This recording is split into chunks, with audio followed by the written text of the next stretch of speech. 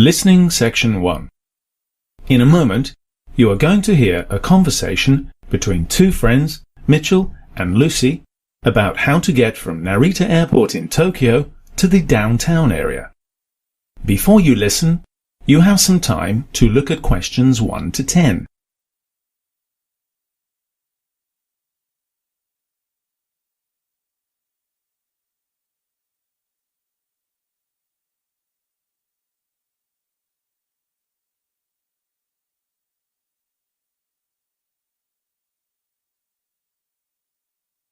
As you listen to the conversation, answer questions 1 to 10. Hi, Lucy. Hi, Mitchell. How's things? Oh, pretty good. How about you? I'm a bit stressed, actually. Oh, really? Why is that? Because I'm going to Tokyo soon, but I've never been to Japan before, and I'm worried I'll get lost. Oh, I wouldn't worry too much about that. I used to live in Tokyo, and the transport system is quite straightforward. Really? That's great. Maybe you can give me some directions then. Sure. Where do you need to go? I'll be landing in Narita Airport around lunchtime, and I need to find out how to get to my hotel. That should be fairly straightforward. There are 2 terminals in that airport, and there's a train station at each one. So I would recommend taking the train. Do I need to learn some Japanese phrases to use the train system? It might be helpful, but I don't think that's necessary. Oh, that's good. I don't think I'm good enough at languages to learn much before my trip. I would just forget everything. All you need to do is find the Skyliner station. This train will take you to Nippori Station. From there, you can change to the Tokyo Metro system. I see. And will that take me to my hotel? Well, that depends. Which hotel are you staying at? I can look up the address for you. Oh, right. Sorry. I'm staying at the Sheraton Miyako Hotel. I see. Let me just see where that is. I think it's near the water somewhere. Yes, it is. You can see it here on the map. It's in the Minato district. I see. Is that easy to get to? Yes, it's straightforward. Once you get to Nippori Station, you can change to the Yamanote line. How would I find that? Oh, don't worry. All the signs are in English as well as Japanese, so you should be able to find your way easily. That's a relief. The electronic schedules may only be in Japanese, though. I can't quite remember now, but the trains are quite frequent, so you shouldn't need to rely on that. Okay. Once I get on the Yamanote line, where do I go from there? You should take that train to Komagome Station and then change again to the Namboku line. Is that far? Not far at all. From Nippori to Komagome Station is only 3 stops. Sounds good. Once you get on the Namboku line, it's 12 more stops to Shirokanedai Station. And that is where my hotel is? Yes, it's about a 5-minute walk from that station. That's fantastic. Thanks so much for your help. Not at all. My pleasure. Enjoy your trip. I will. Thanks again. That is the end of Section 1. In the real listening test, you would now have half a minute to check your answers. Listening Section 2. In a moment, you're going to hear a talk given by Mr. John Smith about his first job in the British Army. Before you listen, look at questions 11 to 20.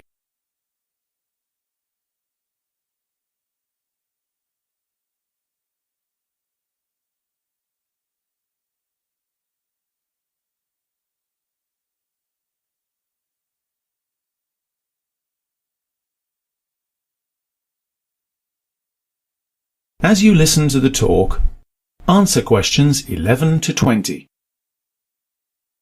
My first job was in the British Army. This is 25 years ago now. And I was a paratrooper.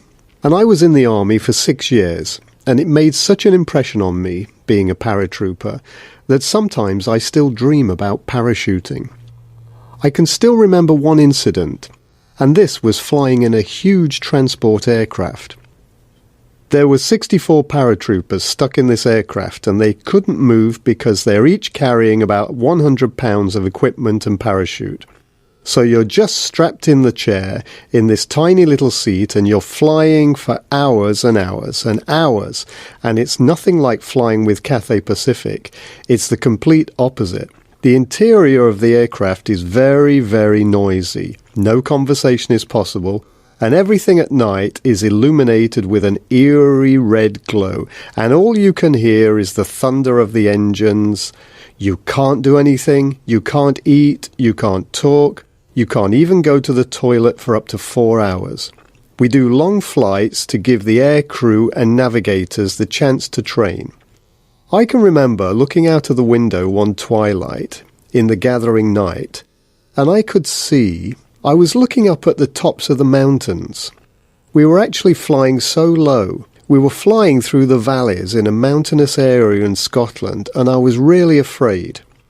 The aircraft was jumping around and being buffeted because it was very low, and after these long hours, you're just waiting for the order to go, and then finally you see activity. The air crew start running. They run over bodies because there's no space left, so they step on your lap and they step on your equipment, and you can see the jump master opening the door, and your heart is really beating at this stage, and he looks out and I can't see a thing. It's just jet black. This is a night parachute descent to give soldiers practice in jumping at night. And then the door opens wide, and I remember seeing a sheet of rain. Now this rain is not falling vertically, it's being driven by the aircraft speed, so it's horizontal, just like a glass wall. And then you see a light flicker, a red light, and that's your order to stand up, and you hook up, and this hooking up procedure connects your parachute to the aircraft. So when you go out, this connection pulls your parachute, and you hopefully don't have to worry about anything. And then you hear this screaming, booming alarm, and this green light flashes, and you hear, "Go, go!" And you're so tightly packed that it's impossible to do anything else but go. You can't turn round at this stage.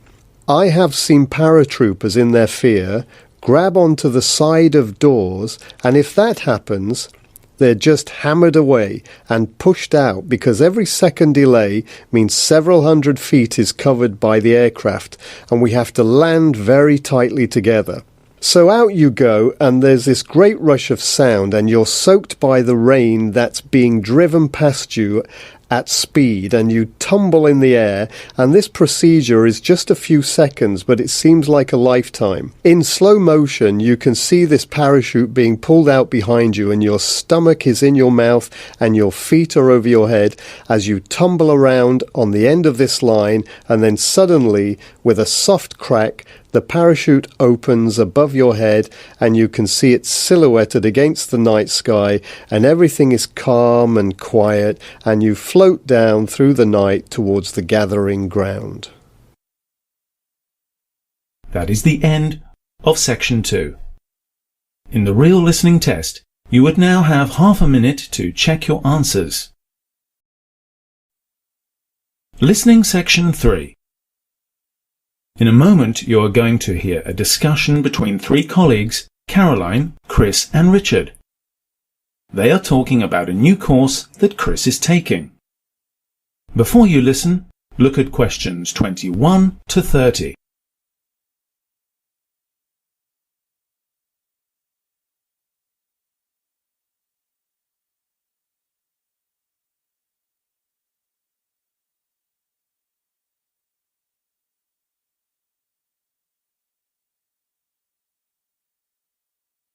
As you listen to the discussion, answer questions 21 to 30. Hi Chris, how's it going? I hear you started your new course on, what is it, Chinese traditional medicine? Hi Caroline. Yes, that's right. Well, kind of. Actually, I'm going to specialize in acupuncture. I've never been sure exactly what traditional medicine involves. Can you explain it to me? Okay. Basically, traditional medicine is about the whole or entire system or person. Traditionally, the Chinese regarded a person as an integrated body, mind, and spirit. So traditional medicine takes the whole physical, mental, and emotional entity of a person into account. It places more emphasis on overall health and well-being. I thought Western medicine did that too. Not really. Conventional Western medicine is symptomatic. It tends to diagnose and treat specific symptoms or refer patients to specialists who are expert in one field, say cardiology or urology. They can treat a heart or kidney problem very effectively, but don't necessarily relate their diagnosis and treatment to the whole person or to their lifestyle habits. Well, so what? A sick person just wants to feel better, don't they? If I go to the doctor with a pain, I want it alleviated and cleared up quickly. Ah, I think I understand. Maybe a doctor prescribes painkillers, but the root cause of the pain may still be there. Isn't that right, Chris? Yes, exactly. Traditional medicine aims to prevent the causes. It's preventative rather than reactive. Okay, I think I understand that. But tell us some more about acupuncture. I've seen it done, and I can't believe that the person can't feel those great big needles sticking in them. And some people get it done even when they're not ill. Isn't that right? Well, yes, because of the difference in attitudes. Acupuncture is a type of traditional medicine in that it works on the whole body's energy system. Traditional Chinese doctors believe that symptoms and illnesses reflect a blockage or imbalance in the energy channels. The doctor believes that if these are cleared or rebalanced, the arthritis, skin complaint, or whatever the patient is suffering from will disappear. But does it actually work? Of course. Our instructor has told us many success stories where people who have been suffering for years have completely recovered from all kinds of illnesses: migraine, arthritis, drug addiction, high blood pressure, bronchitis, you name it. And what does the doctor do when you first visit? Stick you full of needles on the spot? No, let me tell you. Been to a traditional medicine practitioner before, so I know. She had a long chat with me on my first visit, looked at my eyes, tongue colour, took my blood pressure, and told me to stop drinking coffee. Why, for goodness sake? It seems I had damaged kidneys, and the coffee was making them worse, and this emerged as a nagging backache, which was why I'd gone to see her in the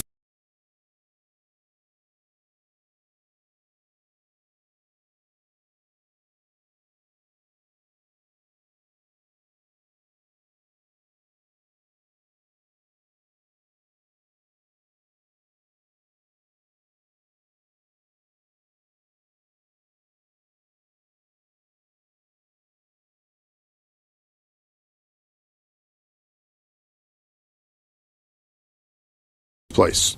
Well, okay. But I still think Western medicine is a good quick fix, especially in accidents and emergencies. Acupuncture is really a preventative thing rather than a reactive treatment, isn't it? It's not crisis management. But is that why people get acupuncture treatments, even if they're feeling okay? Yes, exactly. In China, people only used to pay the doctor when they were feeling well and not manifesting any symptoms. They would go to visit the doctor 4 or 5 times a year, but if they fell ill, they'd stop paying the doctors. And the doctors had various methods of keeping people well. Acupuncture was one, massage another, diet a third, and so on. I've heard that it's all connected with the Taoist laws of the universe or something. Does your course explain any of that? Well, the idea is that if you live in harmony with the natural world, eating nutritious, non-junk food, getting enough sleep when it's night, waking and exercising when it's morning, and so on, then you're less likely to fall ill in the first place. I have to say my life in Hong Kong isn't really all that natural. I work long hours sitting hunched over a computer, rush out at lunchtime for a McDonald's or a KFC, have a drink and a cigarette with my friends at happy hour, before I go home and stay up late playing computer games. Mind you, I am too fat and my hair's falling out. Yes, Westerners, especially men, tend to struggle on until they fall over and get carted off to hospital or drop down with a heart attack. You'd better change your ways and start taking a bit of responsibility for your own health. Yes, maybe this is my chance to start a new, purified, elevated existence. Let me know if you need someone to practice on, Chris. I wouldn't mind being a guinea pig. When will you be a fully qualified acupuncturist? The course is quite long, actually. I'm studying for a diploma, and the whole course takes 3 years part-time. But I'll be taking on volunteers in a few months' time. I know the needles look daunting, but all the students on the course had acupuncture themselves in the first 2 weeks, and I promise you, you don't feel a thing. Unless they're attached to an electric current, of course. I might be interested in studying a little bit about it too. Can you give me some reading recommendations and some details about the course? Can you do a shorter one in traditional medicine and healthy living in general? I'm not sure, but I can give you the contact details of the college. Now I've got to go to class. See you around. Yes, bye. I'll phone you in a week or two to find out when you can start working on me. And in the meantime, I'll try to stop smoking. That is the end of section 3. In the real listening test, you would now have half a minute to check your answers. Listening section 4. In a moment, you are going to hear a lecture given by Ms. Christine Burns about different ways of evaluating educational programs. Before you listen, look at questions 31 to 40.